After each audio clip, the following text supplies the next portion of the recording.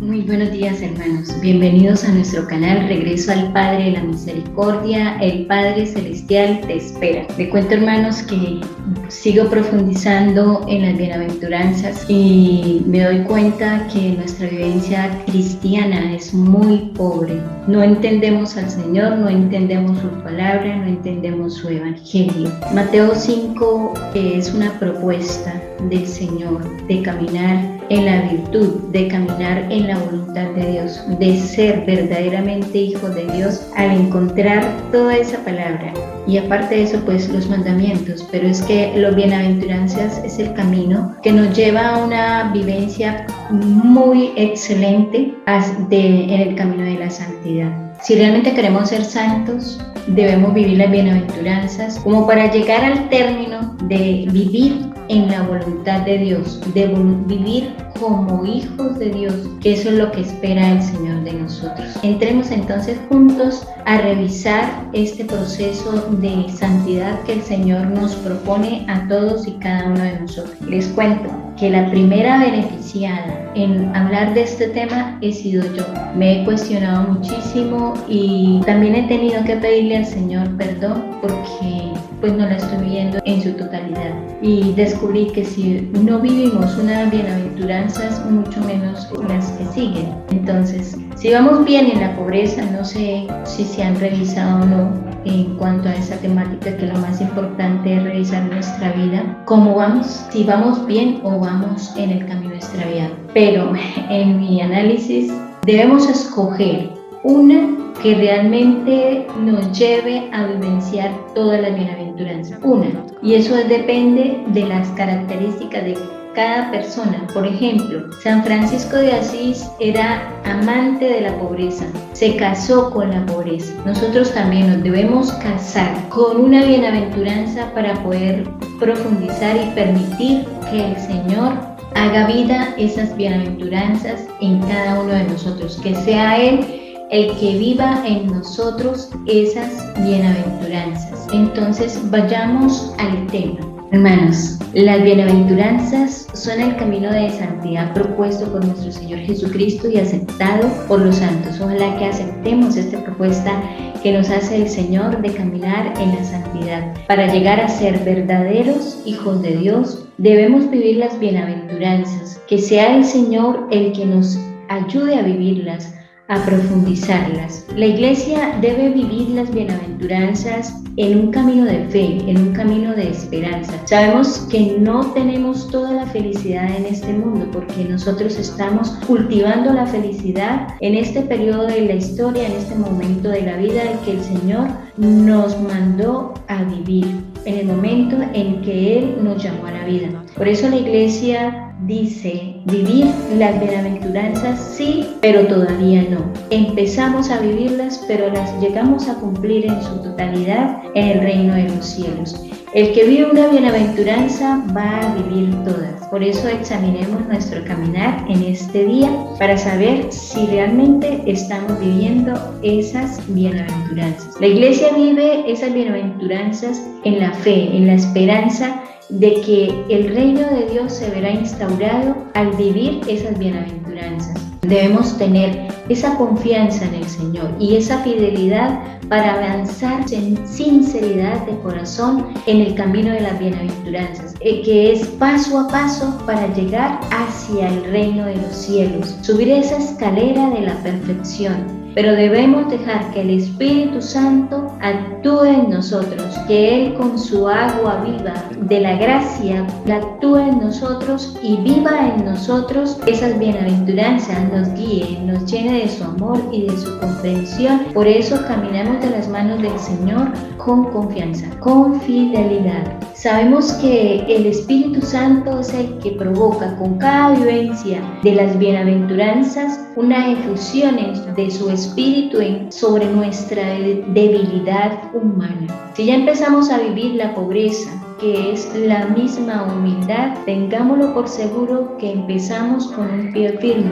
¿Por qué? Porque al ver confrontada nuestra vida con la verdad que es nuestro Señor Jesucristo, vamos a aprender a confrontar nuestro corazón, nuestra mente y a llorar todos aquellos pecados que nosotros hemos vivido y que nos ha dejado marcados en el corazón el signo del mal y que debemos erradicar de nuestros corazones con el llanto de nuestro arrepentimiento, con el llanto del amor del Señor, con el llanto que Cristo coloca en nuestro corazón, pues el llanto es un don de Dios, el don del arrepentimiento en nuestro corazón por nuestros propios pecados, y el llanto al ver los pecados de los demás, no para juzgarlos ni para condenarlos, sino para interceder por ellos, por su salvación. Porque vemos muchos hermanos en este caminar nuestro, a nuestro lado, que van por vías de condenación y nosotros como perros mudos nos callamos y no oramos por ellos y no dialogamos con ellos amorosamente para hacerles caer en cuenta de estas fallas. Por eso debemos ser mansos y humildes de corazón para acercarnos a nuestros hermanos, para acercarnos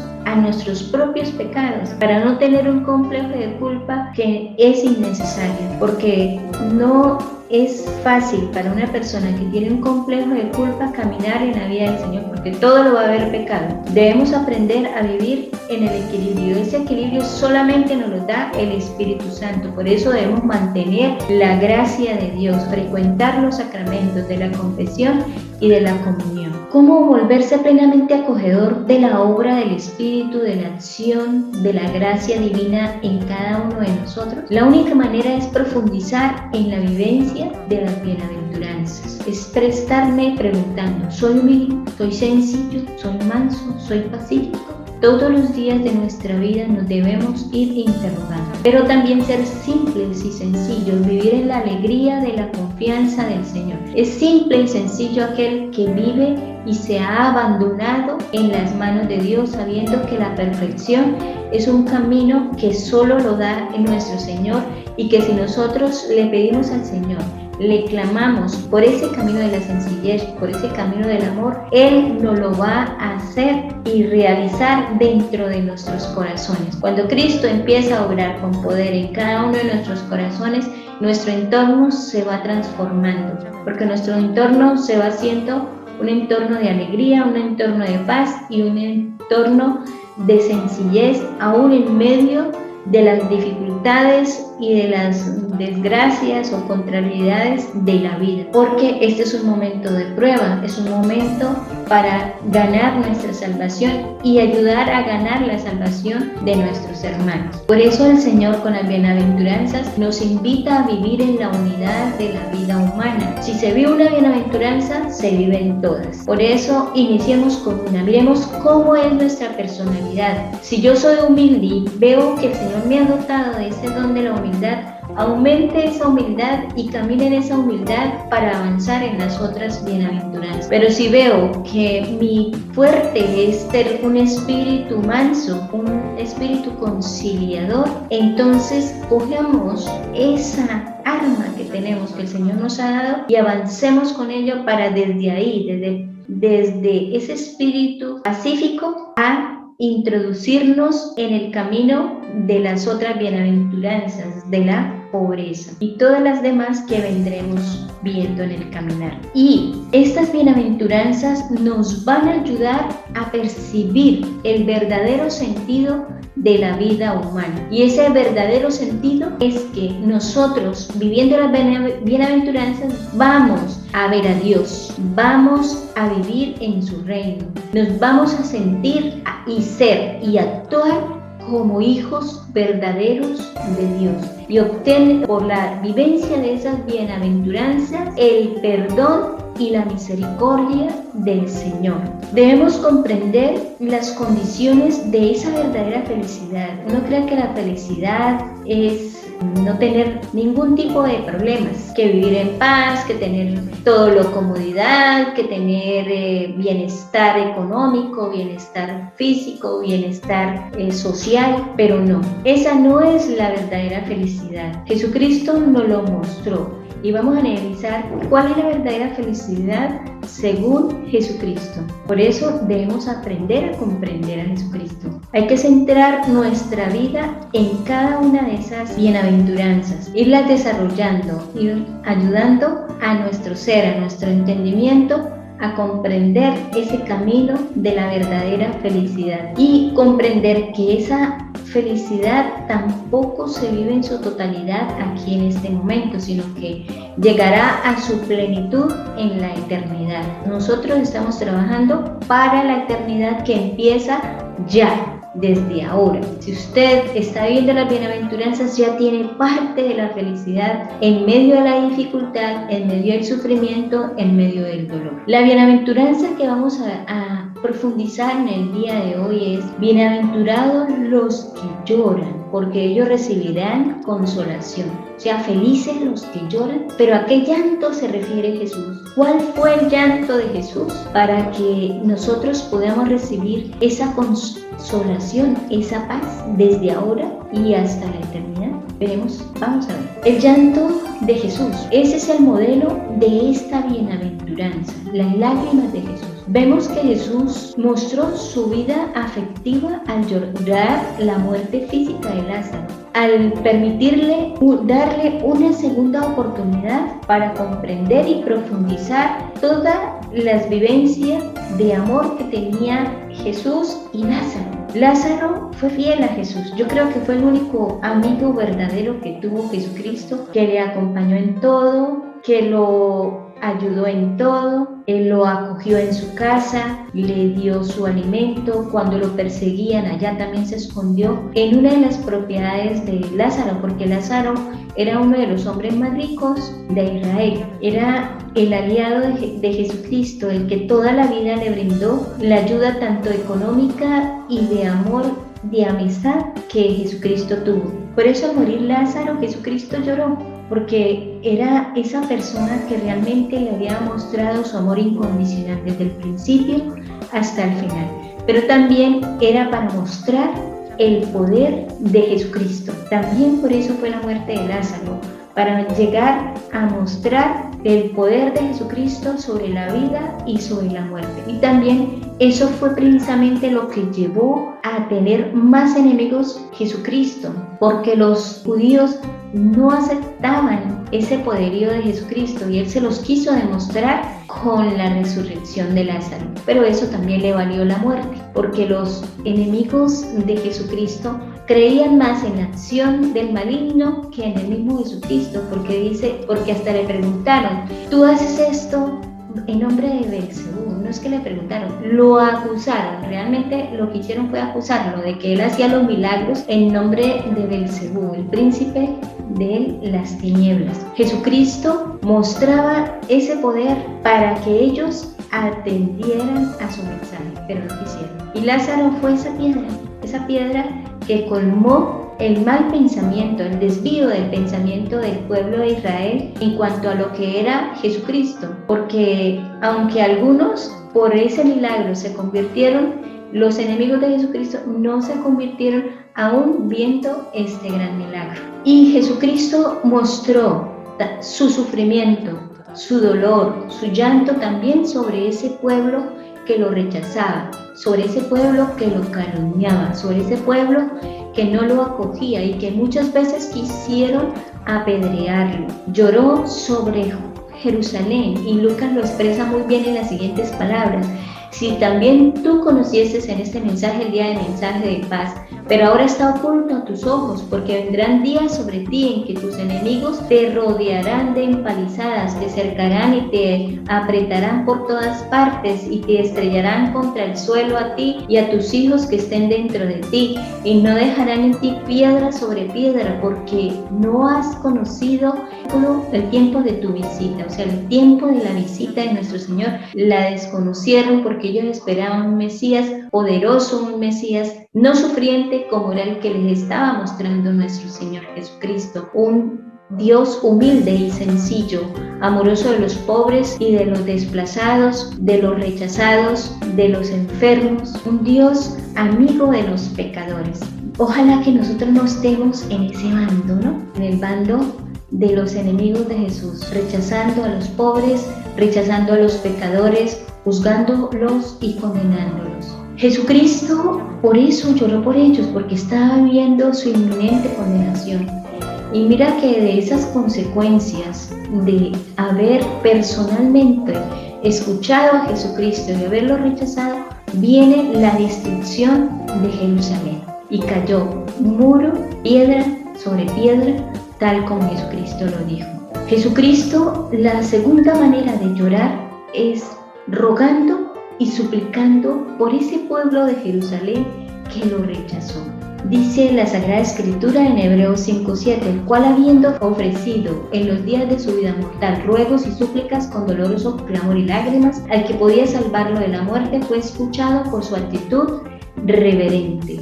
Jesucristo, el intercesor, el Salvador, interpuso todo su amor y bondad, pidiéndole al Padre Celestial por el perdón de Jerusalén, por el perdón de su pueblo, por la conversión de su pueblo. Y ya, cuando iba hacia el Calvario, donde iba a ser sacrificado por nuestro amor, por nuestra salvación, las hijas de Jerusalén, aquel pequeño pueblo de Dios que lo aceptó, que lo amó, que vivió la bienaventuranza de la pobreza, acogiendo a Jesucristo, siendo humilde, siendo sencillo, siendo manso con el Señor, les dijo a ellas: hijas de Jerusalén, no lloréis por mí, llorad más bien por vosotras y por vuestros hijos, porque llegarán días en que se dirá: dichosas las estériles y las entrañas que no engendraron y los pechos que no amamantaron, y dirán a los montes: caed sobre nosotras, y a las colinas cubridnos, porque si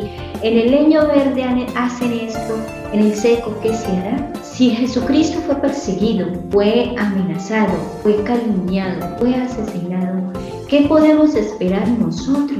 Mira esta época tan difícil en que estamos viviendo. O estamos con Cristo o contra Cristo, no a medias. Debemos aprender a enfrentar ese llanto, ese sufrimiento que tuvo también Jesucristo, de la persecución, del señalamiento. Eso lo estamos viviendo y vienen momentos más difíciles, pero siempre el Espíritu Santo nos consuela, nos fortalece para vivir en la persecución. El llanto de los justos, el llanto de las personas que realmente se han entregado al Señor. En el Antiguo Testamento, los justos que lloran, los piadosos afligidos les llamaban penteotens. Ya eran conocidos en el Antiguo Testamento, que los llama onijim, término cercano al que ya hemos visto de Anawim. Anawim significa pobres, resto de Israel. Un resto de Israel que lo caracterizaba el ser pobres, ser pobres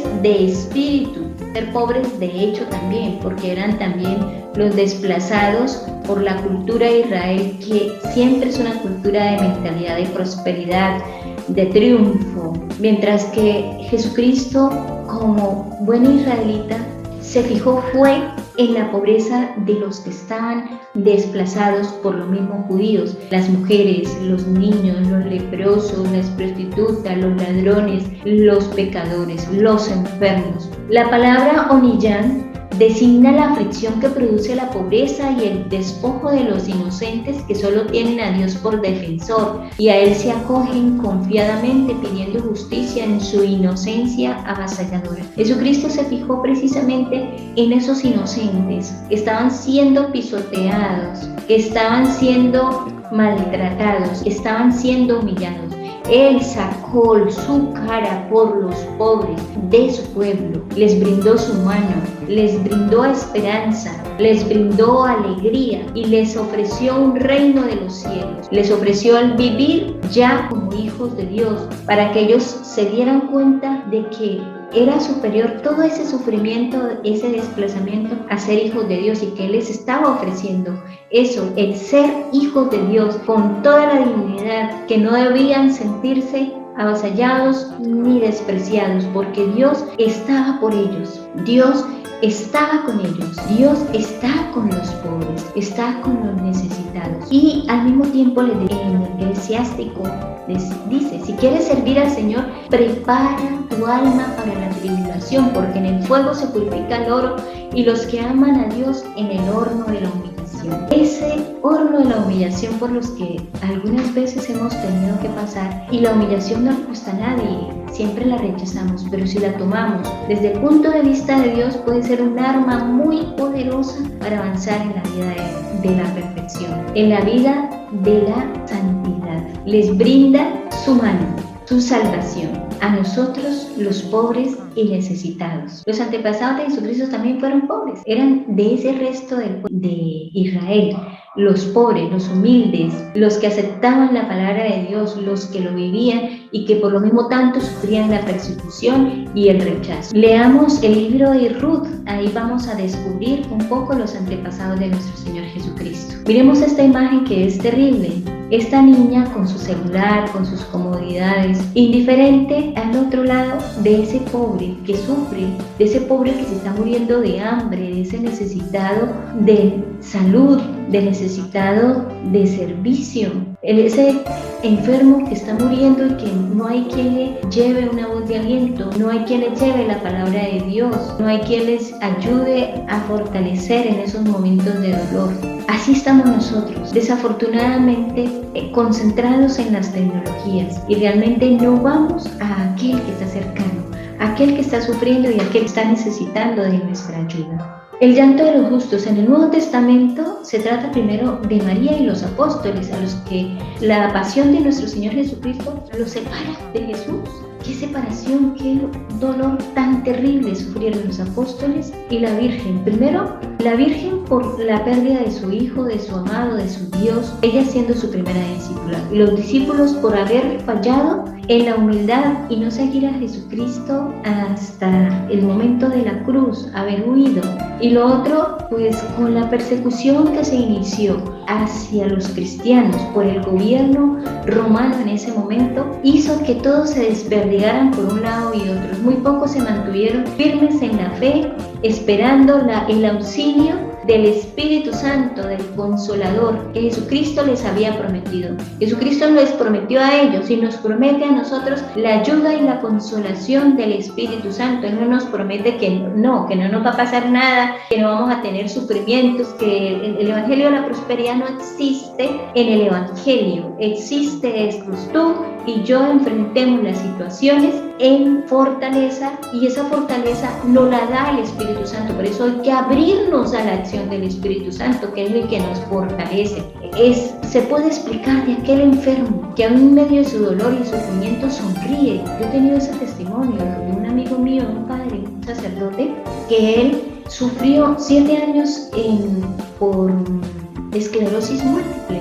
Y tú llegabas a él y era una alegría inmensa, un rostro que esos ojos le brillaban de amor, de alegría, de contento, porque sabía que ahí Jesucristo estaba haciendo su obra a través de él. Y muchas personas al ver su alegría, su gozo, su entusiasmo, se convirtió, volvió al Señor. Es importante que nosotros entendamos que no es el sufrimiento el que nos debe alejar de Dios, sino que es el sufrimiento precisamente el que aprueba todas nuestras capacidades, el que prueba realmente si nosotros somos cristianos. Si ahorita viniera una persecución sobre nosotros que nos quisieran matar, ahí es donde vamos a mostrar si tú eres verdadero cristiano o no, al enfrentar esa persecución con sabiduría, esa persecución con amor. Y si el Señor nos pide la vida, pues darla con gusto, porque Jesucristo ya la dio, y esperar ese premio de la salvación, de la vida eterna. Entonces hay que luchar en este momento por ser fortalecidos nosotros con la acción del Espíritu Santo y ayudar a otros a que se fortalezcan también. No llorar sobre lo mojado. Entonces, también nos dice la Sagrada Escritura: seréis odiados de todos por causa de mi nombre. Mira, yo en este momento veo en el mundo ese odio hacia los cristianos, veo el rechazo. Nomás aquí en Medellín hace poco un grupo de jóvenes feministas que están equivocadas porque están a favor del aborto, están a favor de una cultura de la muerte, entraron a destruir un templo de Medellín. Eran más o menos alrededor de 100 feministas y estaban adentro los fieles celebrando la Sagrada Eucaristía. Fue un momento de dolor, fue un momento de sufrimiento, un momento en que algunos perdieron la paz, pero créanme que después de eso han salido fortalecidos, porque ya sabemos a qué nos enfrentamos para estos momentos tan difíciles, y sobre todo que es Jesucristo, es su Espíritu Santo el que nos fortalece en esos momentos. Dice, pero cuando os lleven para entregaros, no os preocupéis de qué vas a decir, sino hablad lo que os comunique, porque no seréis vosotros los que hablaréis, sino el Espíritu Santo. Realmente necesitamos llenarnos del Espíritu Santo para que ese sufrimiento que percibimos hoy y que vamos a percibir y que estamos percibiendo en nuestros hermanos sea un sufrimiento eficaz. Solamente con la ayuda del Espíritu Santo se puede lograr. Preparémonos, aceptemos la acción del Espíritu Santo, busquemos la gracia de Dios, vivir en esa unidad de amor con el Señor. Ese consuelo será dado por nuestro Señor en cada momento de nosotros. Dice, a esta aflicción y llanto propia de la vida cristiana que acompañará a los discípulos y que es propia de los hijos del Padre en un mundo que tiene por padre al demonio. Y sí lo estamos viendo, porque mira cómo es posible que estén abogando por la muerte, por asesinar un niño en el vientre de su madre, cuando ese niño tiene su propio cuerpo, su propia vida. No hace parte del cuerpo de la madre, está ahí para que esa madre lo acoja y le permita salir y vivir y crear su propia vida, su propia historia, su propio mundo. Otro hijo de Dios no es parte del cuerpo de la madre. Entonces, ¿cómo es posible que estemos buscando eso? O sea, estamos en una cultura de muerte. No podemos vivir rechazando el sufrimiento, porque el sufrimiento es parte de nuestra vida y el sufrimiento nos fortalece. Son pruebas en las cuales nos dan lecciones. Esas pruebas que nos dan lecciones son los sufrimientos. No podemos seguir rechazando el sufrimiento, hay que enfrentarlo, hay que buscar acciones a ese sufrimiento para no seguirlo expandiendo alrededor nuestro. Dice, la consolación no es algo distinto del amor divino, es la misma relación amorosa del Hijo con el Padre, de los hermanos entre sí, es la comunión divina humana en la caridad, el gozo y la paz, son signos y frutos de la caridad. En la consolación es porque si estamos unidos a Dios, todo nos es fácil. Mire San Pablo, ni el frío, ni la muerte, ni la persecución, ni el llanto, ni la amargura nos va a separar del amor de Cristo. Eso es vivir en el Espíritu Santo. ¿Quién no vive en el Espíritu Santo? Cuando se rechazan los sufrimientos, se rechazan las desgracias, se rechazan la muerte, se rechazan las adversidades que nos vienen cada día. Una persona que vive en total rechazo del sufrimiento no vive según el Evangelio, vive como un ser humano común y corriente que no sabe vivir en el amor de Dios, en la caridad. Por eso debemos fortalecernos en el Espíritu Santo para vivir tal como Dios nos pide, para saber vivir en la tribulación. El Cordero que está en medio del trono los apacentará y los guiará a los manantiales de las aguas de la vida, y Dios enjugará toda lágrima de los suyos. La consolación no es algo distinto del amor divino. Si la misma relación amorosa de los hijos con el Padre, de los hermanos entre sí, es la comunión divino-humana en la caridad. El gozo y la paz son frutos de la caridad, ese gozo de la caridad, el que nos hace fuerte en la tribulación. Dios mismo enjugará nuestras lágrimas, porque Dios es el que nos consuela en todos los momentos adversos de nuestra vida, es el que nos da fortaleza cuando perdemos un ser querido. Cuando vivimos humanamente sin Dios, no buscamos consuelo en Dios. Entonces nos llenamos de resentimiento contra Dios y Dios no existe, porque hemos perdido un ser querido, porque hemos perdido una cosa material, porque hemos perdido una oportunidad. Eso es vivir sin Dios.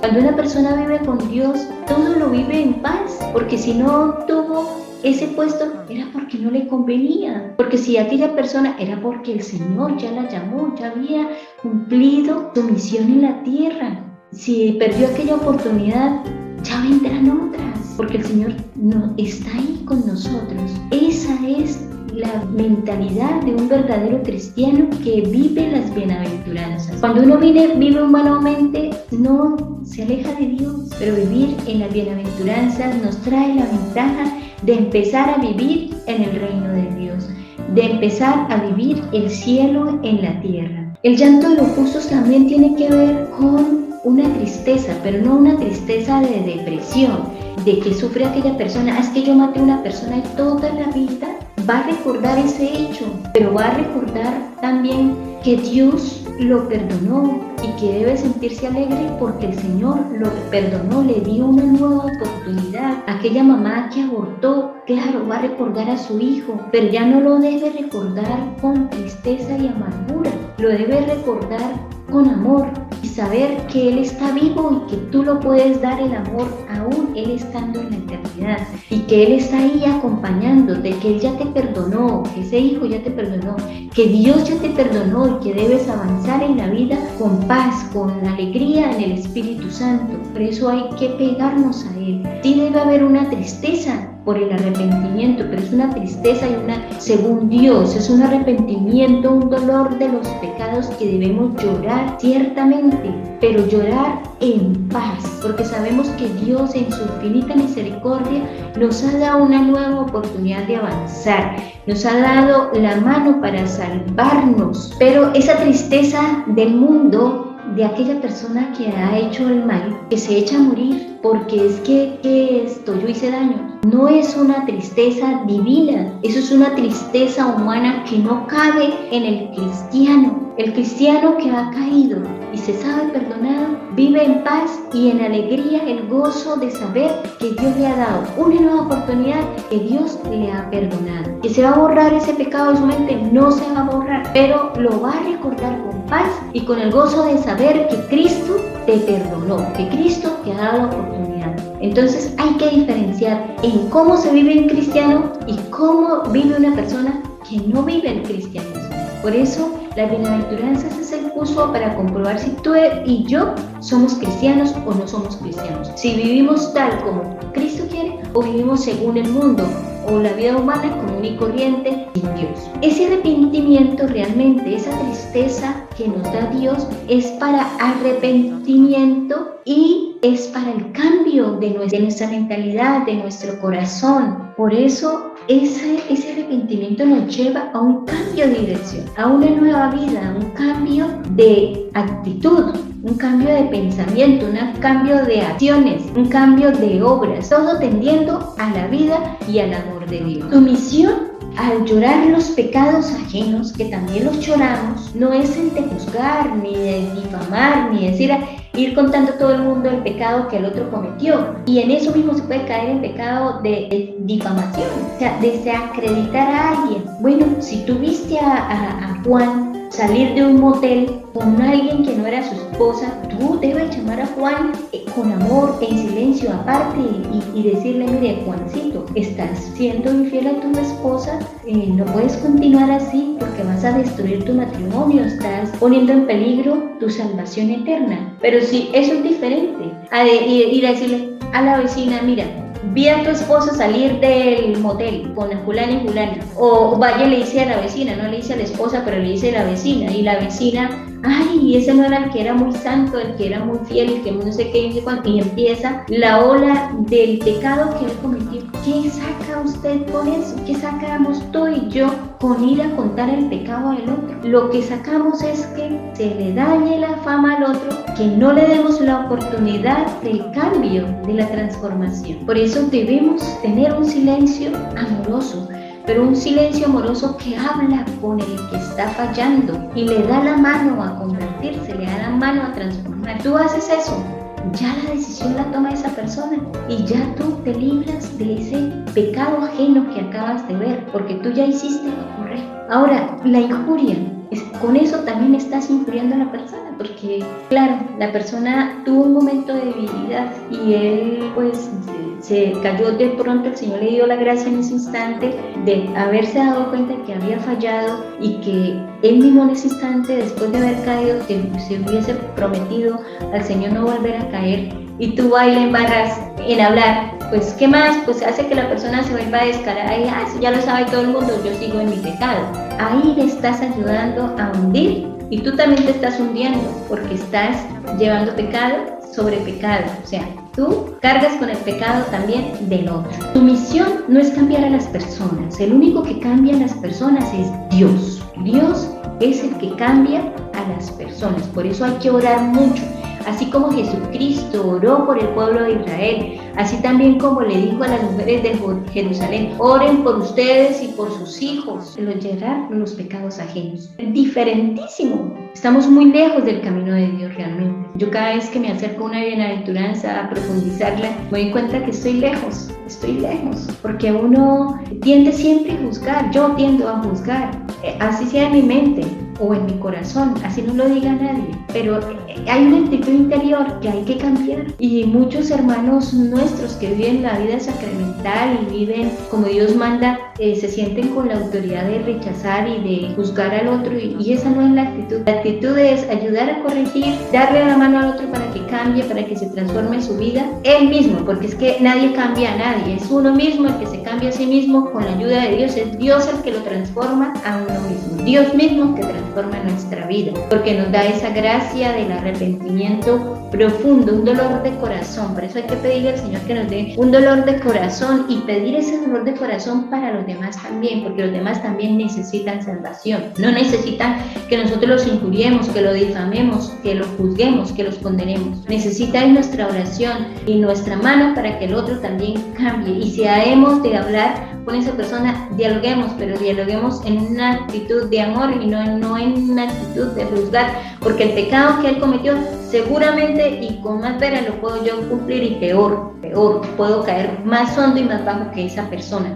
Entonces, siempre que vamos a juzgar al otro debemos pensar eso, debemos pensar en nuestra condición humana débil, y que el único que nos fortalece es el Espíritu Santo.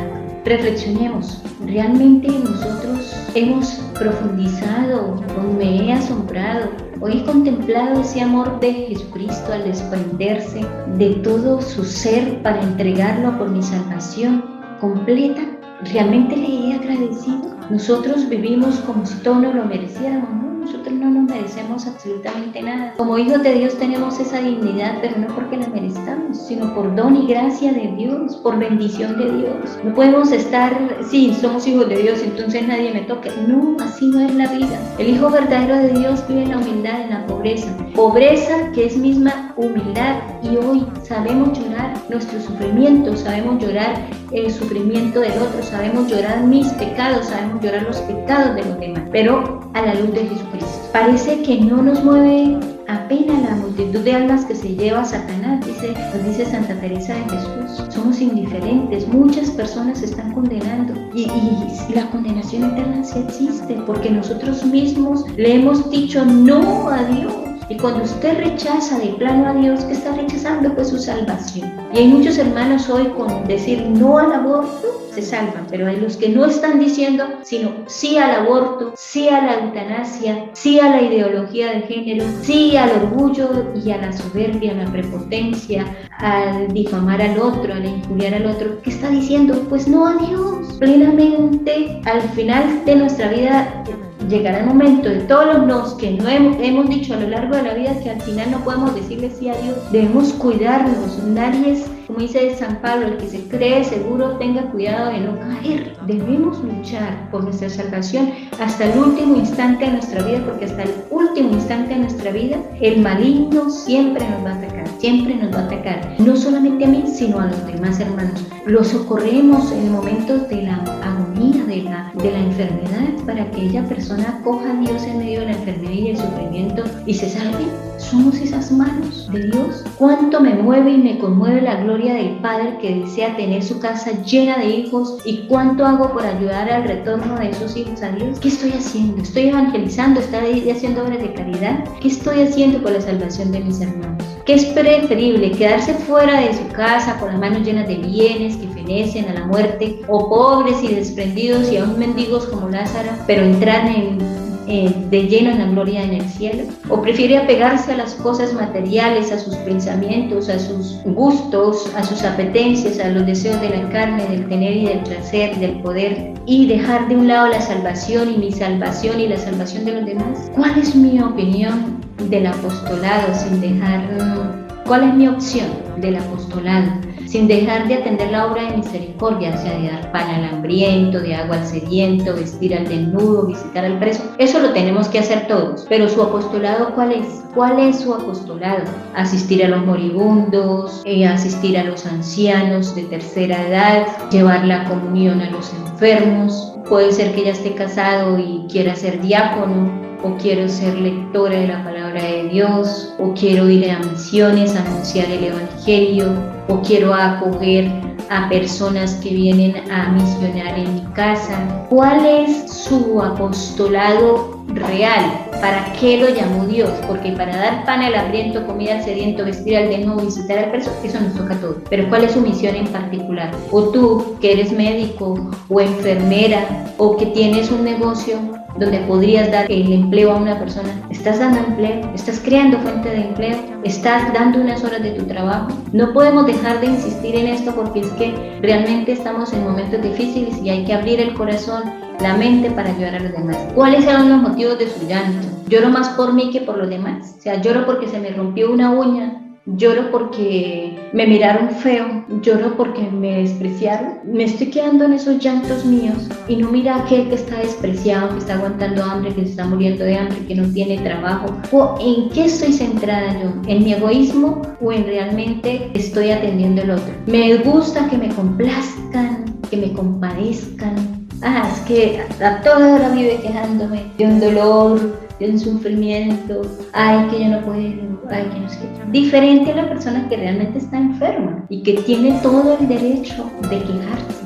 Y muchas veces todas esas personas que tienen el derecho de quejarse porque tienen un dolor, no lo hacen y usted los ve alegres. ¿Por qué? Porque están viviendo su dolor en el Señor, porque han permitido que el Espíritu Santo los fortalezca. Me quejo cada rato de cansancio, de soledad, de incomprensiones, de calumnias, de problemas en el trabajo, problemas que quizás yo misma he forjado. ¿Cómo vivo yo ese llanto de verdad?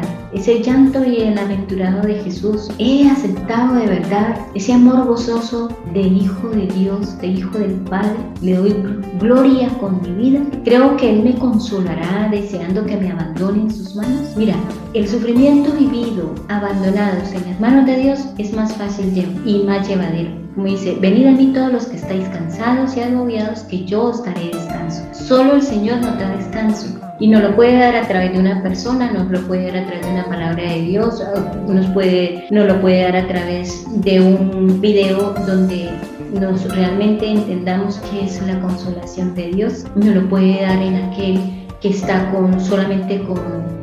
vive con el tronco porque no tiene brazos ni piernas, o aquel que es ciego, que tiene su limitación, que siempre está viviendo, pidiendo y necesitando realmente y con toda autoridad la ayuda de los demás. Creo que Él me ama y que Él me consuela. Debemos abandonarnos en las manos del Señor. También le ayuda a los otros a entender el sufrimiento, el llorar nuestros pecados, el llorar nuestras faltas, pero también el llorar por las faltas ajenas, a llorar esa vivencia de ese gozo de que Dios me consuela. Siempre lo testimonio, le doy pistas a los demás de cómo vivir esa bienaventuranza de llorar. Preguntémonos, ¿cuáles son los males ajenos que más me afligen? ¿Tengo la misma percepción que Jesús de cuáles son los males verdaderos y más graves? ¿O solamente estoy centrado en mis males pequeños? Y no vemos que el mundo está corrompido, no vemos que el mundo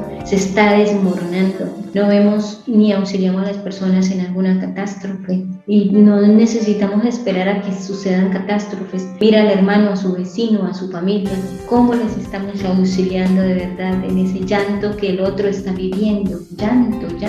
¿Cuál es realmente el llanto ahorita? De su vecino, de su familia, de su amigo, de aquel desconocido que está a distancia. Cuando se dice, unamos mercado, recojamos dinero para llevarle a tal población que se está muriendo de hambre.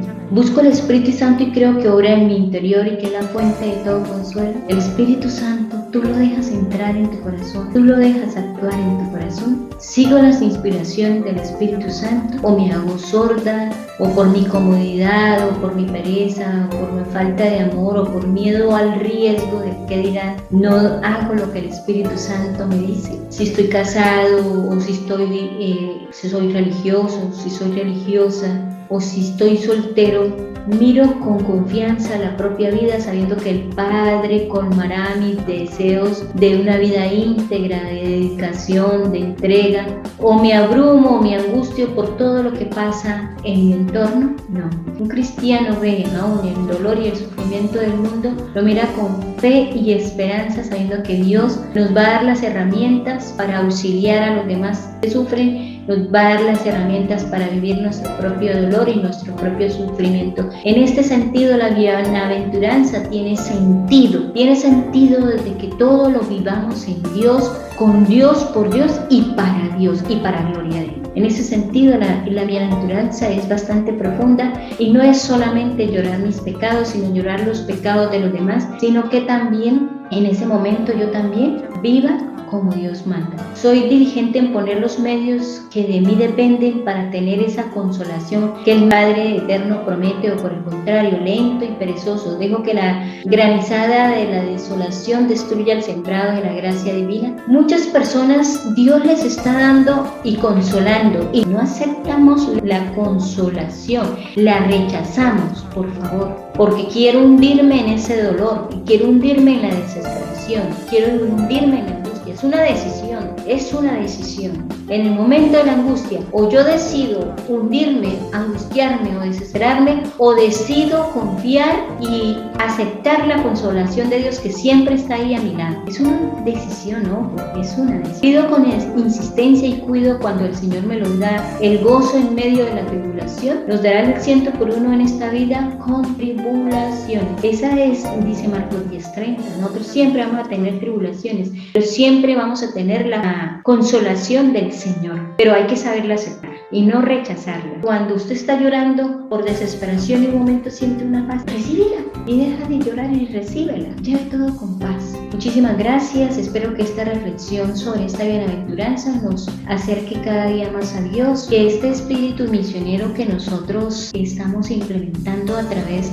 de este canal en cada uno de nosotros siga creciendo. Profundicemos realmente en la fe, veamos si somos verdaderamente cristianos, porque necesitamos verdaderamente actuar como cristianos, sentir, pensar, amar y creer como cristianos. Muchísimas gracias. Que su espíritu misionero le ayude a entregar todo esto que nosotros conocemos a otras personas. Muy buenas tardes. Que todo sea para gloria de Dios. Hasta pronto.